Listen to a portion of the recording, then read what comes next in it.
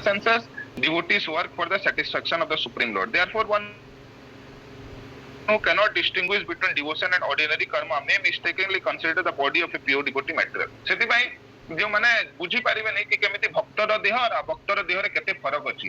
ଲୋକ ଯେମିତି କହିବେ ତମେ ତ ମରୁଛ ଆମେ ବି ମରିବୁ, ତମେ ତ ଦୁଃଖ ପାଉଛ ଆମେ ବି ଦୁଃଖ ପାଉଛୁ, ଆଉ ତମେ ଭକ୍ତି କରିକି ଲାଭ କଣ କି ମୋର ଲାଭ କଣ କି ତମର କଣ, ଏମିତି ବିଭିନ୍ନ କହି କାହିଁକି ସେମାନେ ଡିଫରେନ୍ସଟା ଜାଣିପାରୁନାହାନ୍ତି।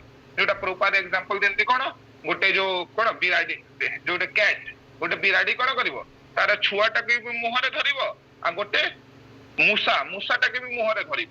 ଯେତେବେଳେ ମୂଷାଟାକୁ ମୁହଁରେ ଧରୁଛି ମୂଷା କଣ ହଉଛି ପୁରା ଆତଙ୍କରେ ଭରି ଯାଇଛି, ପୁରା ଡରି ମରିଯାଏ, ଜାଣିଛି ମୋର ବହୁତ ଶୀଘ୍ର କଣ ହେବ ମୃତ୍ୟୁ ଆସିବ, କିନ୍ତୁ ତା ଛୁଆଟାକୁ ଯେତେବେଳେ ଧରିଛି କଣ ହେଇଛି ଛୁଆ ପୁରା ଆନନ୍ଦରେ ଅଛି, ତାକୁ ନିର୍ଭୟ ହେଇଯାଇଛି, କହୁଛି ମୋ ମା ମତେ ଧରିଛି ଆଉ ମୋର କିଛି ଇଏ ନାହିଁ। ସେମିତି ବାହାରେ ଦିଶିବା ବେଳେ ସମାନ କିନ୍ତୁ ଦିଟା ଭିତରେ କଣ ଅଛି, ଦିଟା ଡେଥ୍ ଭିତରେ ବହୁତ ଫରକ ଅଛି।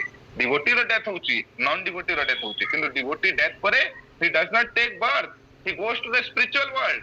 କିନ୍ତୁ ଅଭକ୍ତ କଣ କରୁଛି ତାର କର୍ମ ଅନୁସାରେ ନର୍କରେ ଯାଇକି କୋଟି କୋଟି ବର୍ଷ ନର୍କ ଯନ୍ତ୍ରଣା ଭୋଗୁଛି, ତାପରେ କର୍ମଣା ଯୋଉ କର୍ମଣା ଦେବେ ନେତ୍ରେନା ଜନ୍ତୁର ଦେହ ଉତ୍ପତ୍ତି, ତାପରେ ଏଇ ଯୋଉ ତାର କର୍ମ ଅନୁସାରେ ମେଟାଲ ନେଚର ଆଉ ଗୋଟେ ବଡି ଦଉଛି।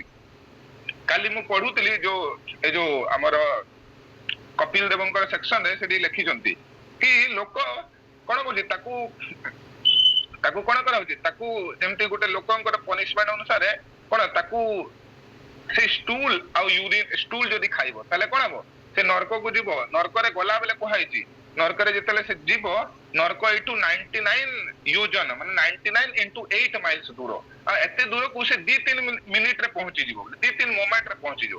ଆଉ ଯେତେବେଳେ ସେ ଯାଉଛି କଣ ହଉଛି ବାଲି ଅଛି, ବାଲିରେ ପୁରା ଗରମ ଅଛି, ମାନେ ତାର ସଟଲ ବଡିକୁ ବାନ୍ଧିକି ଯମରାଜ ମାନେ କଣ କରିବେ ନେଇକି ଯିବେ, ସେ ବାଲିରେ ଯିବ ଗରମ ଗରମ ବାଲିରେ, ପୁଣି ଦିପଟେ ନିଆଁ ଲାଗି ଯାଇଥିବ, ଆଉ ସେଠି କୁକୁର ଥିବେ, କୁକୁର ମାନେ ସେ ଚାଲିଲା ବେଳେ ତାକୁ ପୁରା ନୋଚି ନୋଚି ଖାଉଥିବେ, ଏମିତି ଲେଖା ହେଇଛି। ଆଉ ସେ କଣ କରିବ, ସେ ସେତେବେଳେ ପୁରା ଯାଇ ଯେ ପଡି ଯାଉଥିବ, ତାକୁ ପାଣି ପିଆସ ଲାଗୁଥିବ, ପାଣି ମିଳୁନଥିବ, ସେ ପୁଣି ଯାଇ ଯେ ପଡି ଯାଉଥିବ, ତାକୁ ପୁଣି ମାରୁଥିବେ, ଏମିତି କରି କରି କରି କରି ତାକୁ କଣ ହୁଏ ଏ ଯୋଉ ନର୍କକୁ ପହଞ୍ଚାନ୍ତି ବୋଲି ଲେଖା ହେଇଛି, ପ୍ରପାର ଲେଖିଥିଲେ। ଆଉ ନର୍କରେ ପହଞ୍ଚିଲା ପରେ ତାକୁ କଣ ହଉଛି, ତାକୁ ଷ୍ଟୁଲ ୟୁରିନ ଖାଇବ, ଟିକେ ଖାଇବ, ତାପରେ ତାକୁ ପ୍ରାକ୍ଟିସ କରିବା ପାଇଁ ପୁଣି ଗୋଟେ ଶରୀର ଦିଆହବ, ଯେମିତି ପ୍ରପାର ଲେଖିଥିଲେ ଗୋଟେ ହକ୍ ବଡି ଦିଆହବ। ଯୋଉ ପ୍ରାକ୍ଟିସଟା ସେ ନର୍କରେ କରିଥିଲା ସେଇ ଏଇଠି ପୁଣି ପ୍ରାକ୍ଟିସ କରିବ ଭଲସେ, ପୁଣି କଣ ହବ ଏଇ ବଡିରେ ଷ୍ଟୁଲ ୟୁରିନ ଖାଇବା ପାଇଁ କଣ ହବ ତାକୁ ପୁଣି ହକ୍ ବଡି ଦିଆହବ, ପୁଣି ସେ ମରିବ, ପୁଣି କଣ ପୁଣି ନର୍କରେ ଯାଇକି ତାକୁ ପୁଣି ପ୍ରାକ୍ଟିସ କରିବ, ଏମିତି କରି କରି କରି କରି ପୁଣି ତାକୁ ଗୋଟେ ମନୁଷ୍ୟ ଦେହ ଦିଆହବ। ଆଉ ମନୁଷ୍ୟ ଦେହ ପୁଣି କେମିତି ଜନ୍ମ ହଉଛି, କେମିତି ବାପା ମାଙ୍କର ସିମେନରୁ ଯାଇକି କେତେ ମାସରେ କଣ କଣ ଟୋଟାଲ ବଡି କେମିତି ଗର୍ଭରେ ଡେଭଲପ ଅଛି ତାର ଡେସ୍କ୍ରିପସନ ସେଟା ଲେଖିଥିଲେ ପ୍ରପାର, ମୁଁ ସେଟା ପଢିନି, ସେଟା ସବୁ ଲେଖିଥିଲେ। ତ ସେଥିପାଇଁ ଏଠି କହୁଛନ୍ତି କର୍ମୀ ବି କାମ କରୁଛି ଭକ୍ତ ବି କାମ କରୁଛି, କିନ୍ତୁ ଦିଟା ଭିତରେ କଣ ଅଛି ଜମିନ ଆସମାନ ଫରକ। ଜଣେ କର୍ମ ବନ୍ଧନରେ ପଡିକି ନର୍କକୁ ଯାଉଛି, କିନ୍ତୁ ଜଣେ ଯଜ୍ଞ ଅର୍ଥାତ କର୍ମଣ ଲୋକ ଏମ୍ କର୍ମ ବନ୍ଧନ ଭଗବାନଙ୍କର ପ୍ରୀତି ପାଇଁ କାମ କରୁଛି, ତାହେଲେ ତାର କର୍ମ ବନ୍ଧନରେ ସେ ଆଉ ମୁକ୍ତ ହେଇଯାଉଛି। Non-devotees who consider devotional activity to be on the same level are offended to the chanting of the transcendental holy name of the Lord।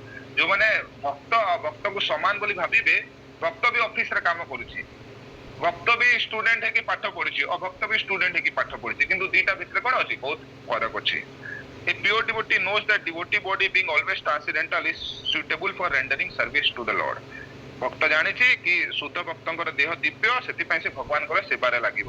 A devotee on the topmost platform of devotional service always humbly think that he is not only rendering any devotional service, he think that he is poor in devotional service and that his body is metal। କିନ୍ତୁ ଯୋଉମାନେ ଶୁଦ୍ଧ ଭକ୍ତ ସେମାନେ କେତେବେଳେ ବି ନିଜକୁ ଭାବିବେନି କି ମୁଁ ସିଦ୍ଧ ହେଇଗଲି, ସେମାନେ ସବୁବେଳେ ନିଜକୁ କଣ ଭାବିବେ ମୁଁ ଗୋଟେ ପ୍ରାକୃତ ଭକ୍ତ, ମୁଁ ଗୋଟେ ମେଟେରିଆଲ ବଡି ଧାରଣ କରିଛି, ମୁଁ କେତେ ପାପି, ଏଇ ସବୁ ମନୋଭାବ ତାର ଥିବ।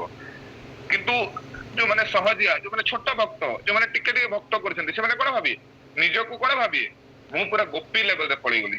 ଆଜିକାଲି ବୃନ୍ଦାବନରେ କେତେ ଜଣ କଣ କରୁଛନ୍ତି ଗୋପୀ ଲେଭେଲରେ ପଳେଇ, ନିଜକୁ ଗୋପୀ ଭାବୁଛନ୍ତି, ଏଇ ଷ୍ଟେଜରେ ପଳେଇ ଯାଉଛନ୍ତି ସହଜିଆ ମାନେ, ଯୋଉମାନେ ଅତି ସହଜ କରିଦଉଛନ୍ତି, ସବୁ ପ୍ରକାର ପାପ କର୍ମ କରୁଥିବେ କିନ୍ତୁ ନିଜକୁ କଣ ଭକ୍ତ ଭାବିବେ, ସହଜ ଭାବୁଥିବେ। ତ ଏଇ ଜିନିଷଟା କଣ ଯୋଉମାନେ ପ୍ରାକୃତ ତଳ ଭକ୍ତ ସେମାନେ ଭାବିବେ, କିନ୍ତୁ ଉତ୍ତମ ଭକ୍ତ କଣ ଭାବିବ କି ମୁଁ କଣ ମୋର ବଡି ଦେହ, ମୁଁ ଏତେ ପାପି, ମୋର ଏତେ ଖରାପ ଗୁଣ ଅଛି, ଏଇ ସବୁ ଦେଖିବ।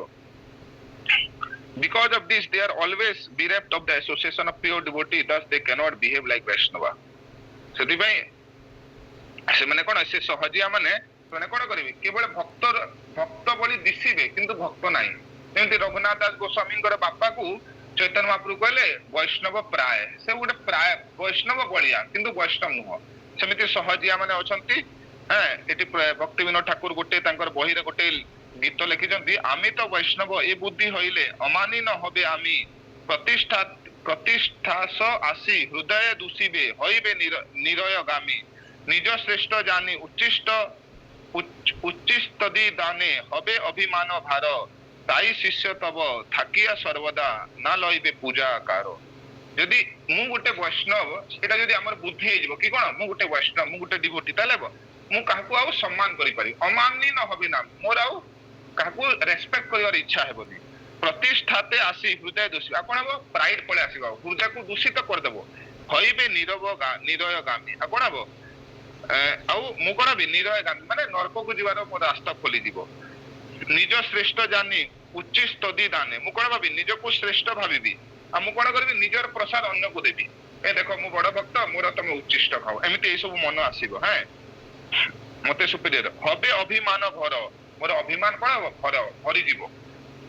ତାଇ ଶିଷ୍ୟ ତବେ থাকিয়া ସର୍ବଦା ନା ଲଇବ ପୂଜାକାର। ସେଥିପାଇଁ ମୁଁ କଣ କରିବି ଏଇ ସବୁ ନ ହେଇକି ଆପଣଙ୍କର କେବଳ ଶିଷ୍ୟ ରୂପରେ ରହିବି। ଏଇଟା ସେଟା ଗୁରୁ ହେଲେ ବି ଗୁରୁଙ୍କର ମନୋଭାବ ନାହିଁ ମୁଁ ଗୁରୁ, ଗୁରୁଙ୍କର କଣ ଭାବୁ ନା ମୁଁ ମୋର ଗୁରୁଙ୍କର ଶିଷ୍ୟ, ଶିଷ୍ୟ ହେଇକି ଗୁରୁଙ୍କର ରୋଲ କରୁଛନ୍ତି। ଗୁରୁ ମାଇଣ୍ଡରେ ଗୁରୁଙ୍କର ରୋଲ କରିପାରିବେନି। ଜଣେ ଶିଷ୍ୟ ହେବ, ଯେ ଭଲ ଶିଷ୍ୟ ହେବ, ସେ କଣ ଗୁରୁଙ୍କ ରୋଲ ପ୍ଲେ କରିପାରିବ। ତ ସେମିତି କହୁଛି ନା ଲଇବ ପୂଜାକାର। ଠିକ ଅଛି, ଏଇଟା ପୁଣି ଆମେ ଆଉ ଟିକେ ପ୍ରଭୁପାଦ ଲେଖିଛନ୍ତି, ଏଇଟା ଭଲସେ ଡିସ୍କସନ କରିବା, ଏଇଠି ଆମେ ଏଣ୍ଡ କରିବା ହେଲା। जगत गुरु श्रील प्रभुपाद की जय, अनंत कोटि वैष्णव वृंद की जय, निताई गौर प्रेमानंदे हरि हरे कृष्ण। धन्यवाद।